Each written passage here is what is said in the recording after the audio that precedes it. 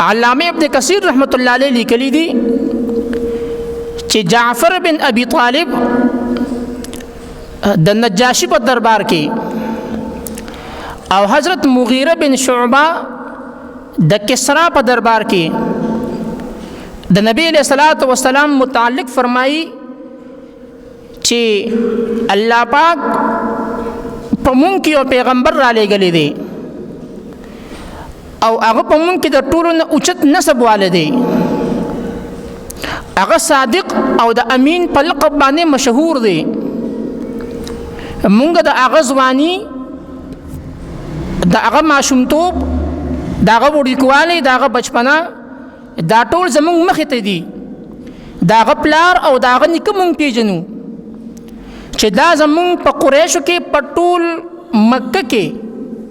په ټول خاندانونو کې الله پاک چې پیغمبر را لېږلی دی زمونږ نه په اوچت نسب کې او په اوچت خاندان کې را لېږلی دی.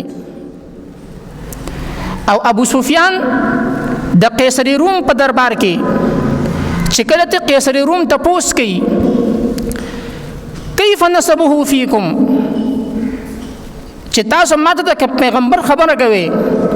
نه د هغه پیغمبر نسب په تاسو کې څنګه دی، کم خاندان والے دی؟ نه ابو سفیان ورته فرمایي هو فینا ذو نسب، چې هغه په مونږ کې د ټولو نه اوچت نسب والے دی. نو قیصر روم ورته وایي چې د پیغمبر د ټولو نه لوی علامت دا دی چې دا په لوی نسب والے خاندان کې راځي، دی به په اوچت خاندان کې راځي، دی به په اوچت نسب کې راځي. نه الله جل شانه فرمایي چې لقد جاءکم رسول من انفسکم، مونږ تاسو ته پیغمبر در لېږلی دی او هغه ستاسو د جنس نه دی،